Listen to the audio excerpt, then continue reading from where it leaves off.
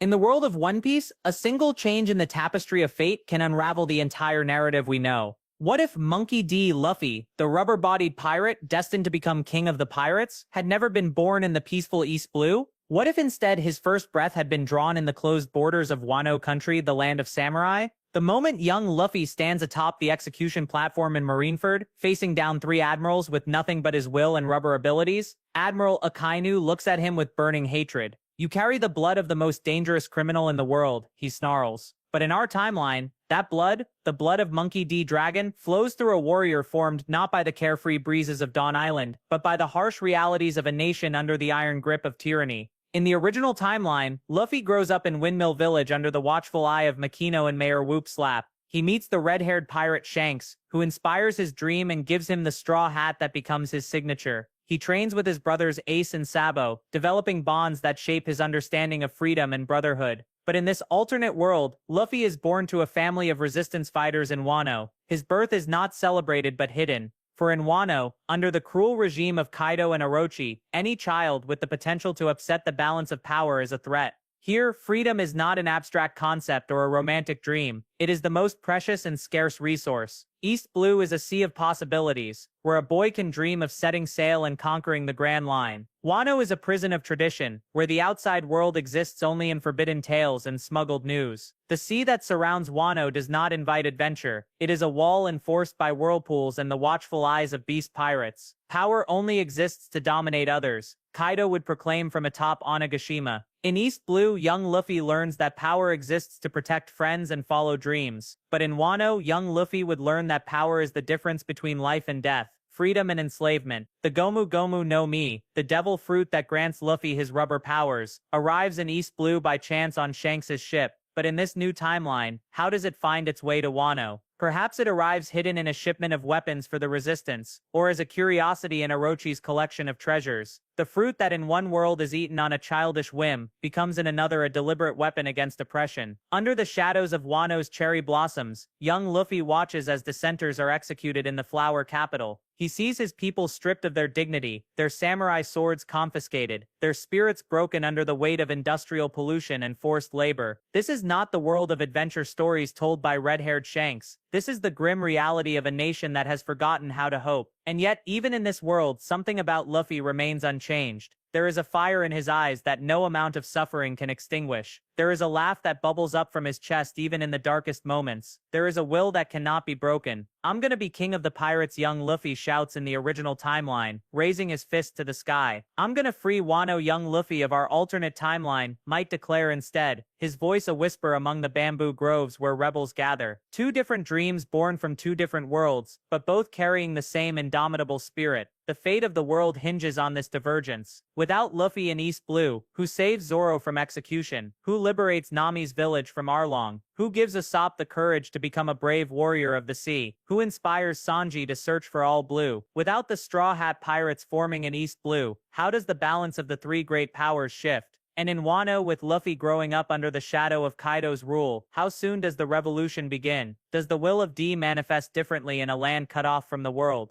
Does the voice of all things speak louder to a boy surrounded by the ancient history of Wano? As a young boy stands in the wasteland of Wano's industrial district, he finds a strange fruit washed up near a hidden cove. Starving and desperate, he takes a bite, unaware that this single action will set in motion a chain of events that will shake the very foundations of the world. The fruit tastes terrible, his body feels strange, and in the distance the drums of war begin to beat. This is the moment everything changes. This is the divergence point. The young boy collapsed onto his back, his stomach now full, but his body feeling unnaturally strange. The fruit had tasted horrible, like rotting garbage mixed with medicine, but hunger had driven him to devour it completely. Now as he lay on the shore of the hidden cove in Wano, Monkey D. Luffy stared up at the smoke-filled sky and wondered why his arms felt like they could stretch forever. 7 years passed in Wano country. Luffy grew from a scrawny child into a teenager with unruly black hair and a permanent look of defiance in his eyes. Life in Kuri region under Kaido's rule had taught him to survive in ways East Blue never would have demanded. Every day was a battle for food. Every night a struggle to avoid the hunting parties of the beast pirates, who roamed the countryside looking for troublemakers and potential slaves for the factories. Luffy lived with his grandfather Garp,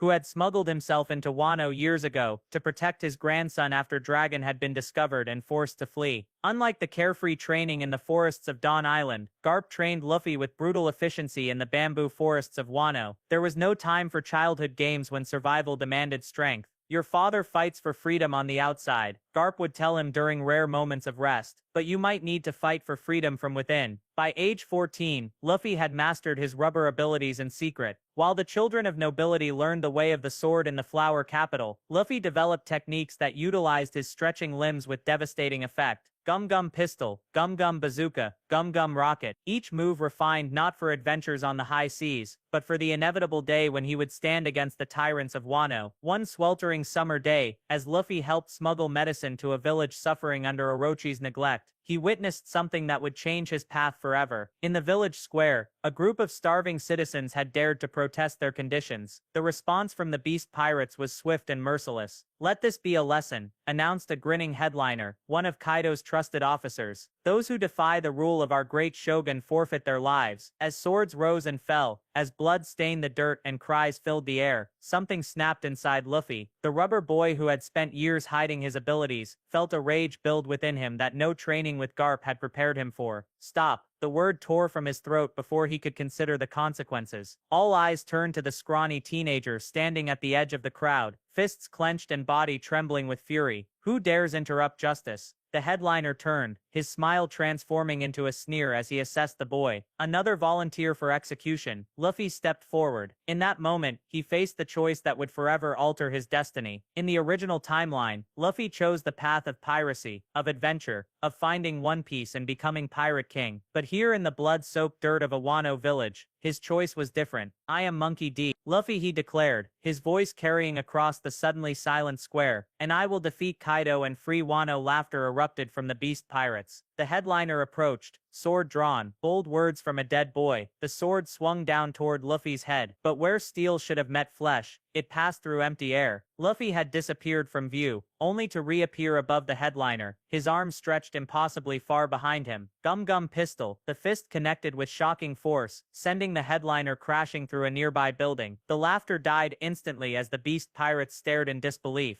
"A devil fruit user, here in Wano, capture him immediately. Queen will want this one." Chaos erupted as Luffy fought with everything he had. His rubber limbs whipped through the air, taking down one beast pirate after another. But he was still young, still developing his powers, and they were many. Eventually a lucky blow from behind sent him crashing to the ground. As consciousness faded, Luffy saw the villagers he had tried to protect staring at him with something new in their eyes. Not the familiar dull resignation of the oppressed, but a tiny spark, a spark of hope. "Remember my name," he managed to say before darkness claimed him. "I will be the one to open Wano's borders." When Luffy awoke, he found himself chained with sea prism stone in the hold of a ship. His body felt weak, his powers neutralized by the special metal. Around him, other prisoners sat in various states of despair. "The rubber boy is awake," one whispered. "The one who stood up to the beast pirates." "Fool," muttered another. "Now he will face Queen, or worse, Kaido himself." Luffy tested his bonds, wincing at the weakness the sea prism stone inflicted upon him. In this reality, he had never trained to resist its effects like his original timeline counterpart would eventually learn. He was truly helpless. The ship rocked as it approached its destination. Through gaps in the hull, Luffy could see the massive skull-shaped dome of Onigashima, Kaido's fortress. Unlike the original timeline where he would approach this island as a seasoned pirate with allies and greater powers, here he came as a prisoner, a curiosity to be examined and potentially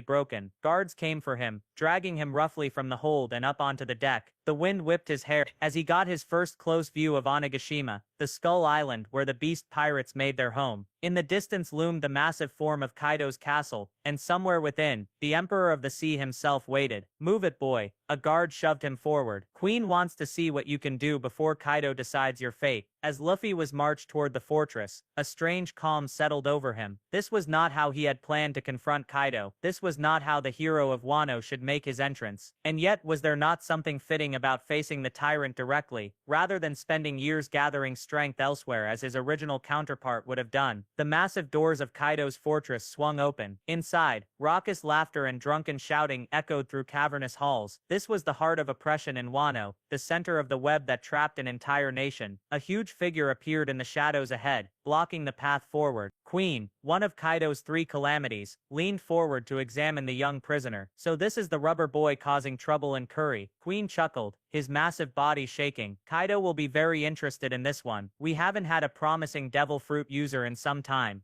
Luffy raised his head, meeting Queen's gaze without fear. Where is Kaido? I came to defeat him. Queen's laughter boomed through the hall, drawing attention from beast pirates lounging nearby. Defeat Kaido? You, a skinny child in chains? Take me to him, Luffy demanded, standing as tall as his 14-year-old frame would allow. Queen's amusement grew as he reached down and grabbed Luffy by the chains. Oh, I'll take you to him, all right. But first, let's see what you're capable of in our special arena. If you entertain us enough, you might even be offered a place among the beast pirates. Luffy's eyes widened. Join you? Never. I will defeat Kaido and free Wano. We'll see about that, Queen replied, dragging Luffy deeper into the fortress. Many enter Kaido's service, swearing to defeat him. All end up loyal or dead. As Luffy was pulled toward the fighting pit where Queen tested potential recruits, the enormity of his choice became clear. In the original timeline, Luffy spent years gathering crewmates, allies, and power before challenging an emperor. Here, his rash stand against injustice had brought him face-to-face with Kaido's forces while still barely trained. The sounds of combat grew louder as they approached the arena. The smell of blood and sweat filled the air. Let's see what the rubber boy of Wano is made of, Queen announced, unlocking Luffy's sea prism stone cuffs and shoving him forward into the light of the combat pit. Standing across from him was a massive figure holding a Kanabo club, a wide, eager grin spreading across his face as he stared down at the young challenger.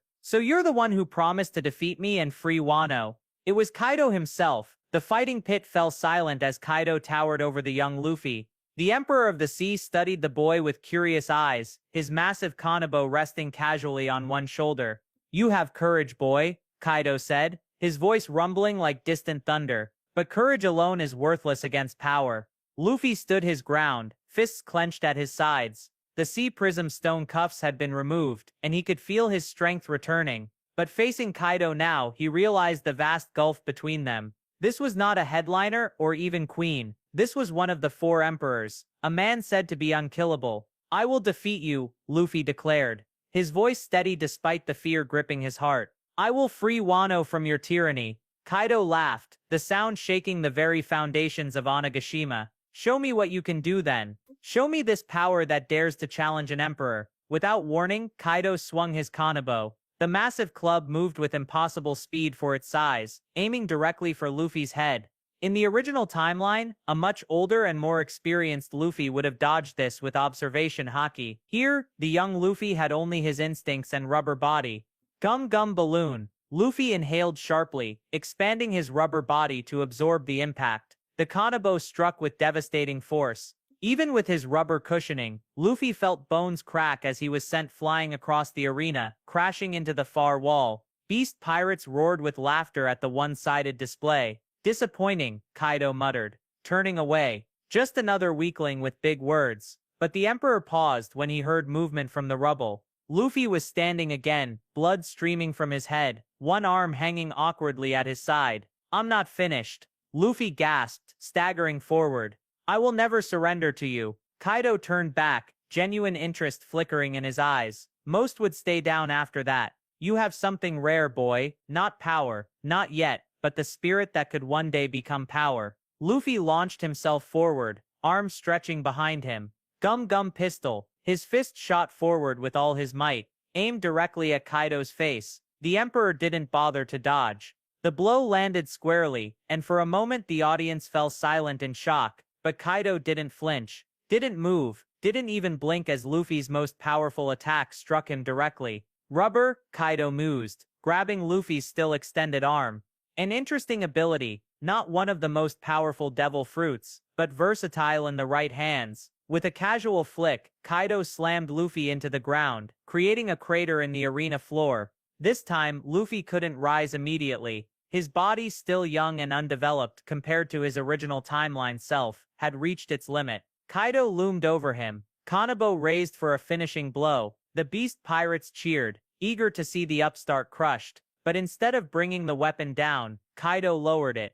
This boy has potential, he announced, surprising everyone present. I will not waste such raw material. Take him to Udon prison. Let him work the mines until he grows stronger. Then we shall see if he can be molded into something useful. And so began Luffy's transformation in this alternate timeline. While his original self would have spent these years gathering nakama across the seas, this Luffy found himself in the hellish labor camp of Udon, breaking stone alongside other prisoners under the watchful eye of Queen. Months passed in brutal labor, without the friendship of Ace and Sabo, without the kindness of Makino, without the inspiration of Shanks. This Luffy forged bonds with his fellow prisoners. The old Yakuza boss Hyogoro saw something in the young rubber boy, and began to teach him in secret the ancient martial art of Wano, Rufijou, known to the outside world as armament haki. Channel your will through your fists, Hyogoro would whisper during rare moments of rest. In this country, even prisoners can develop the power to break steel, if their spirit is strong enough. Luffy's progress was remarkable. The harsh conditions of Udon, rather than breaking him, tempered his spirit like fine steel. By 16, he had mastered the basics of armament haki, something his original self wouldn't achieve until much later. Meanwhile, ripples spread across the world from Luffy's absence in East Blue. Without Luffy to inspire them, the fates of those who would have become his crew changed dramatically. In Shell's Town, Marine Captain Morgan continued his tyrannical rule. Without Luffy to free him, Roronoa Zoro was executed, after his month of survival, dying with his dream of becoming the world's greatest swordsman unfulfilled. His spirit and his cursed blade Wado Ichimonji waited for a successor who might never come. In Orange Town, without the Straw Hat Pirates to defeat him, Buggy the Clown expanded his territory, eventually controlling much of the East Blue. His increased infamy caught the attention of the world government sooner, changing the balance of the Shichibukai system. In Syrup Village, without Luffy's arrival, Usopp never found the courage to leave his home and pursue his dreams. He continued his daily lies about pirates coming, never knowing that he could have become a brave warrior of the sea in truth. In the Baradi, Sanji continued serving under Chef Zeph, his dreams of finding the All Blue remaining just that, dreams. Without Luffy to drag him into adventure, his true potential remained dormant. And perhaps most significantly, in Kokoayashi Village, without Luffy to defeat Arlong, Nami remained the pirate crew's slave, drawing maps for their conquest while secretly accumulating treasure to buy her village's freedom, a goal that seemed increasingly impossible. Back in Wano, as Luffy's strength grew in Udon prison, he began to draw attention. Other prisoners looked to him with hope, guards watched him with suspicion, and Kaido occasionally visited to observe the progress of the rubber boy who had dared to challenge him. During one such visit, in Luffy's third year of imprisonment, Kaido made an unexpected offer. "You have grown strong, Straw Hat," the Emperor said, using the nickname that had been given to Luffy after he fashioned a crude hat from prison straw to shield himself from the sun. "Strong enough to be wasted in these mines. Join my crew, and you can put that strength to better use." The 17-year-old Luffy, now taller, more muscular, his face bearing scars from countless beatings, looked Kaido directly in the eyes. "I will never join you. My goal hasn't changed. I will defeat you and free Wano." Instead of anger, Kaido showed amusement. "You still don't understand the way of the world, boy. The strong rule, the weak serve. It is the natural order. Then I will become strong enough to change that order," Luffy replied. Something in Luffy's unwavering determination interested Kaido. Perhaps he saw a shadow of his younger self, before disillusionment had driven him to nihilism. Perhaps he simply enjoyed the challenge of breaking such a stubborn spirit. "Very well," Kaido decided. "You will be moved to Onigashima, as my personal project. If you cannot be persuaded to join willingly, perhaps seeing the benefits of power firsthand will change your mind." Thus Luffy was brought to Kaido's stronghold, not as a crew member, but as something between a prisoner and an apprentice. He was allowed to observe the workings of the beast pirates, to witness their strength and the fear they instilled. Kaido himself would occasionally spar with Luffy, holding back enough to avoid killing him, but striking with sufficient force to demonstrate the gap that remained between them. What Kaido didn't realize was that these sparring sessions accelerated Luffy's growth far beyond what would have happened in his original timeline. Facing an emperor regularly, even one who restrained himself, pushed Luffy to develop his haki at an unprecedented rate. His observation abilities sharpened, allowing him to predict Kaido's movements seconds before they came. His armament hardened until he could land blows that even Kaido acknowledged. And most significantly, deep within Luffy, something awakened that would have taken much longer in the original timeline. During one particularly brutal session, as Kaido's Kanabo sent him crashing through stone walls, Luffy experienced a moment of clarity. The world seemed to slow, and he could sense everything around him, every person, every object, as if they were extensions of his own body. Conqueror's Haki, the power possessed by 1 in a million, flickered to life within him. The Beast Pirates' headquarters became abuzz with whispers about the rubber boy who survived Kaido's training. Some believed he was being groomed as a potential headliner, or even a successor. Others insisted he remained defiant, a captive beast that refused to be tamed. The truth was somewhere in between. Luffy learned from Kaido, absorbed techniques and strategies, but never surrendered his dream. In private moments, he connected with others in Onigashima, who secretly chafed under Kaido's rule, creating a hidden network of potential allies.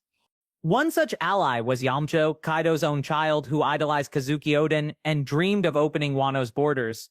In this timeline, Yamcha and Luffy formed a bond much earlier, united by their shared defiance of Kaido. On the eve of Luffy's 18th birthday, Kaido summoned him to the Great Hall of Onigashima. The Emperor sat drinking sake, surrounded by his top officers. "Tomorrow," Kaido announced, "you will accompany us on a raid against the village harboring rebels. It is time you put your strength to use for the Beast Pirates. Prove your loyalty, and you will be officially welcomed into our ranks. Refuse, and our experiment ends permanently."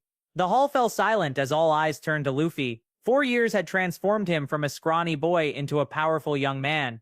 His body bore the scars of countless battles, his eyes the determination of someone who had endured suffering without breaking. Luffy looked around at the assembled Beast Pirates, at Queen and King and Jack, at the Flying Six and the headliners, all watching expectantly. Then he looked at Kaido, the man who had tried for years to break his spirit and bend him to his will. "I have an answer for you," Luffy said, his voice calm and clear. He stepped forward into the center of the hall. "But first I want everyone to hear it." And then, to the shock of all present, Luffy unleashed a wave of Conqueror's Haki so powerful that many of the lower-ranking Beast Pirates immediately collapsed, foam bubbling from their mouths. Even some of the headliners staggered under its pressure.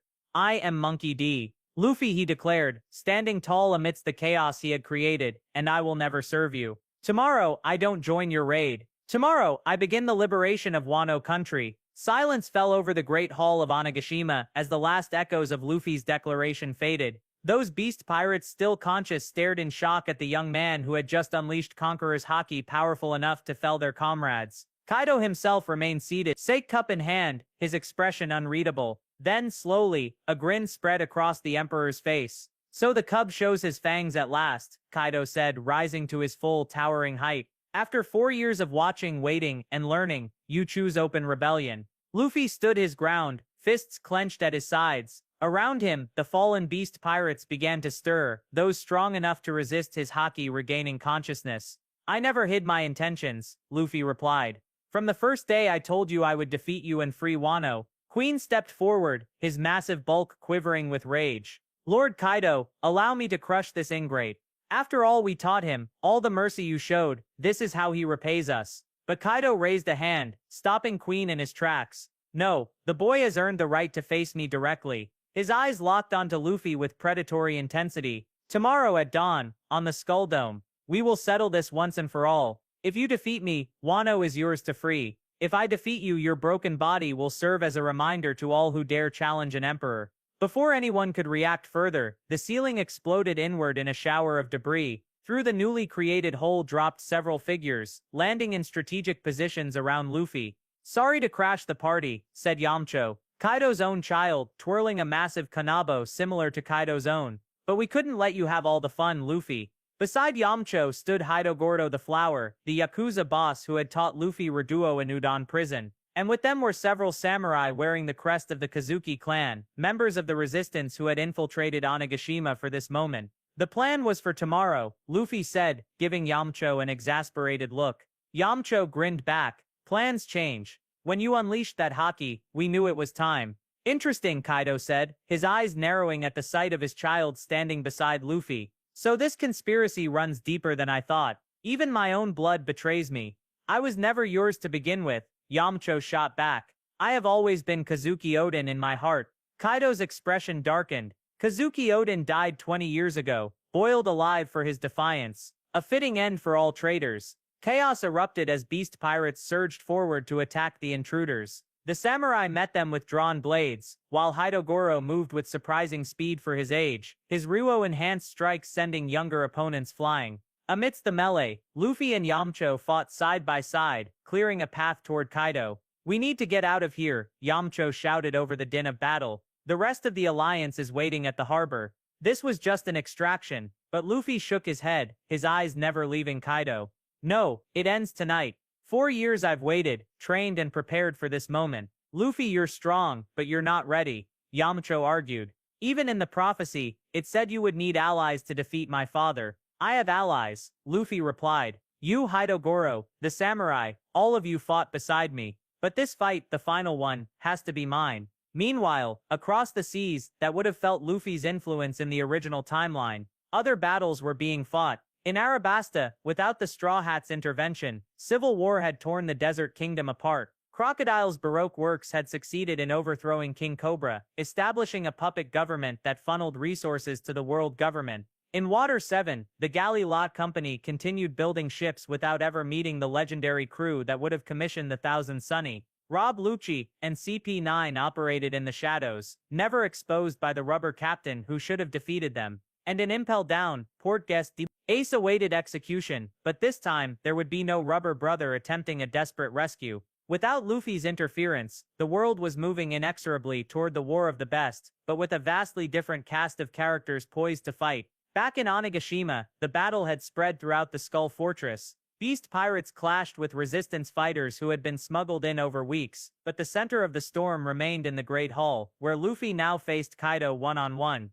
"Your allies fight well," Kaido acknowledged, watching as Yamcha battled Queen to a standstill. "But they cannot change the outcome between us. You are still too weak, too inexperienced." "I'm stronger than you think," Luffy replied, dropping into a fighting stance. His body began to change, taking on a reddish hue as steam rose from his skin. Gear 2nd. In the original timeline, Luffy would have developed this technique during his battle with CP9. Here, confined in Wano, he had created it under very different circumstances, adapting it to counter the immense speed of Kaido's attacks during their training sessions. Kaido raised an eyebrow. "So you've been holding back in our sparring sessions. Good, show me everything you've learned." Luffy vanished from sight, moving with blinding speed. He reappeared directly in front of Kaido, fist cocked back. Gum Gum Jet Pistol. The blow struck Kaido squarely in the chest with enough force to push the Emperor back several steps. For the first time, Kaido registered actual impact from Luffy's attack. "Better," Kaido grunted. But still not enough. The Emperor countered with a swing of his kanabo, forcing Luffy to dodge. Even with his enhanced speed, Luffy barely evaded the massive weapon, as it cratered the floor where he had stood a split second before. "You taught me more than you realize," Luffy said as he circled Kaido. "Every time you beat me down, I studied how you moved, how you fought. Every technique you used against me, I adapted." Luffy's arm suddenly turned black with armament haki. Gum Gum Red Hawk. His fist ignited with flame as it stretched toward Kaido, a technique inspired by stories Haidogoro had told him about the legendary pirate Ace. The flaming fist connected with Kaido's jaw, actually staggering the Emperor. A trickle of blood appeared at the corner of Kaido's mouth. Impressive. Kaido wiped the blood away. "But now you face my true power." The air around them seemed to distort as Kaido's body began to change. Scales spread across his skin, his form expanding enormously as he transformed into his dragon form. The massive azure dragon now towered over Luffy, filling much of the Great Hall. "This is the power of the fish fruit, model azure dragon." Kaido's voice boomed, now deeper and more resonant in his transformed state. Few have seen this form and lived. Luffy didn't waste time with words. He knew that in this form, Kaido's defenses were even stronger, his attacks more devastating. But the young warrior had prepared for this moment. Gear 3rd. Luffy bit into his thumb, blowing air into his bones. His arm expanded massively, turning black with armament haki. Gum Gum Elephant Gun. The gigantic fist collided with Kaido's dragon form, the impact sending shockwaves throughout Onigashima. Nearby combatants paused, momentarily awed by the clash of titans. But when the dust cleared, Kaido remained unharmed, his scales having absorbed the blow. "Is that all?" the dragon taunted. Luffy gritted his teeth. Even with all his training, even with years to prepare specifically for this fight, Kaido's power seemed insurmountable. In the original timeline, Luffy would have faced Kaido much later, with more allies, more experience, and additional powers. As if reading his thoughts, Kaido spoke again. You came too soon, boy. Another few years, perhaps you might have stood a chance, but today you die. The dragon opened its massive jaws, gathering energy for a destructive blast. Kaido Goro, seeing this from across the hall, shouted a warning. Luffy, his bolo breath will destroy everything. You must stop it. Time seemed to slow for Luffy as the energy built in Kaido's mouth. He thought of all who had placed their hopes in him, all who had suffered under Kaido's rule. He thought of the future that would never come to pass, the adventures he would never have, the friends he would never meet across the seas, and something clicked within him. I refuse to lose, Luffy whispered. Then louder, I refuse to lose. A massive wave of Conqueror's haki erupted from him, stronger than before, focused entirely on Kaido. But this time something was different. The haki didn't merely wash over Kaido, it seemed to coat Luffy's own body, extending beyond his skin like black lightning. Luffy touched the straw hat he had fashioned during his imprisonment, now a symbol of rebellion recognized throughout Wano. I want to see it all. Every island, every sea. I want to find the One Piece and become the freest person in the world. Then you'll need a ship, Yamano said, gesturing to where the shipwrights of Wano had been working day and night, and a crew.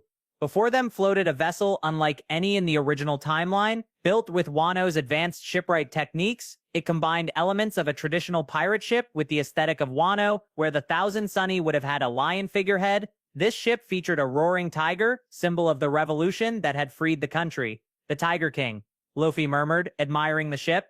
But who will sail it with me? From behind them came multiple footsteps. Luffy turned to find Hyogoro, several samurai who had fought alongside him, and to his surprise, a familiar face he had met during his imprisonment, a green-haired boy named Zoro, who had been captured while searching for a legendary swordsmith in Wano. We will, Zoro said. 3 swords at his hip. After what you did for Wano, how could we not follow you? Luffy grinned, the same bright smile that in another lifetime had attracted friends and allies across the Grand Line. Then let's go, the world is waiting. And so the Tiger King set sail from Wano, carrying a crew unlike any that would have formed in the original timeline. Their captain stood at the bow, straw hat on his head, eyes fixed on the horizon. The New World Order had begun. As the Tiger King sailed away from Wano's shores, a new legend was born. Not of the Straw Hat pirates who would shake the foundations of the world, but of the Wano warriors who had already changed the course of history by liberating their homeland years before its fated time. Standing on the deck of his new ship, Luffy gazed at the endless horizon before him. For someone born in the closed nation of Wano, the open sea represented something profoundly different than it did for his East Blue counterpart. This Luffy had not grown up with tales of Gold Roger from Shanks. He had not spent his childhood dreaming of pirate adventures. His understanding of freedom had been forged in the crucible of oppression. The sea looks different when you've never seen it before, Yamano observed, joining Luffy at the bow. Luffy nodded, the wind ruffling his hair. In Wano, we could only imagine what lay beyond the borders. Now I can find out for myself. This was perhaps the greatest difference between the two Luffys. The original sought adventure for its own sake, reveling in the journey. This Luffy sought to discover a world denied to him by tyrants, to experience the freedom others took for granted. Yet at their core, both versions were driven by the same indomitable spirit, the same unbreakable will. Whether born in the relaxed atmosphere of East Blue, or the harsh reality of Wano, Monkey D. Luffy remained a force of nature, a catalyst for change wherever he went. The crew that sailed with him reflected this altered journey. Instead of the diverse group of outcasts and dreamers gathered from across the seas, Luffy's companions were primarily warriors of Wano, samurai, and rebels who had fought alongside him to free their country. Their bond was forged not through random encounters and acts of kindness, but through years of shared struggle against a common enemy. Zoro, in this reality, had come to Wano searching for the legendary swordsmith who could craft blades capable of cutting anything. Captured by the Beast Pirates, he had languished in Udon alongside Luffy, their friendship developing through shared hardship rather than a chance encounter at Shell's Town.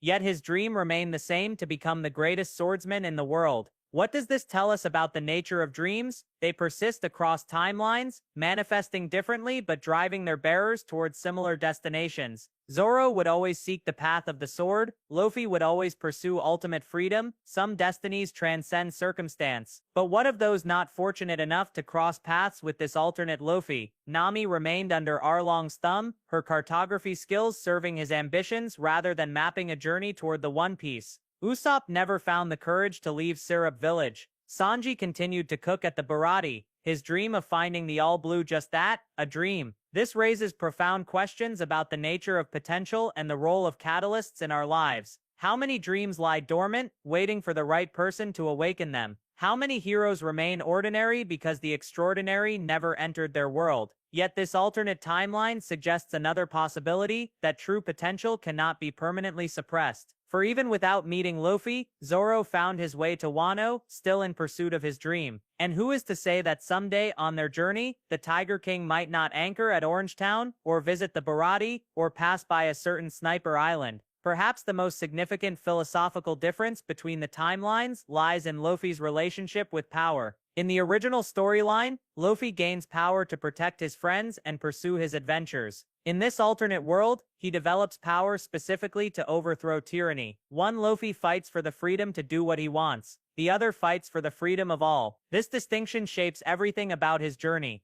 The East Blue Luffy challenges the world government because they stand in his way or threaten his friends. The Wano Luffy sees them as systemic oppressors, not unlike Kaido, who must be overthrown for true freedom to exist. Even Kaido himself reveals something profound through this alternate history. When faced with the falling debris of Onigashima threatening innocent lives, he chooses to save them rather than continue his battle with Luffy. This suggests that even the most apparently villainous characters contain complexities and contradictions. Perhaps in saving the Flower Capital, Kaido recognized in Luffy the same fire that had once burned within himself, before disillusionment transformed it into nihilism. The will of D remains a constant across both timelines, a force that shapes history toward freedom and truth. Whether born in East Blue or Wano, Monkey D. Luffy carries the storm in his name, the power to overturn the established order and challenge the gods themselves. As the Tiger King sails toward new horizons, we are left to ponder the nature of fate and choice. How much of who we become is determined by where we begin? How much is innate, immutable, transcending circumstance? If the same rubber fruit had fallen into the hands of anyone else in either timeline, would history have changed so dramatically? Perhaps the answer lies in Luffy's parting words to the people of Wano. Freedom isn't something you're given, it's something you take for yourself. In any world, in any time, Monkey D. Luffy would always reach for freedom, would always change the world in the pursuit of it. The only difference is where the journey begins.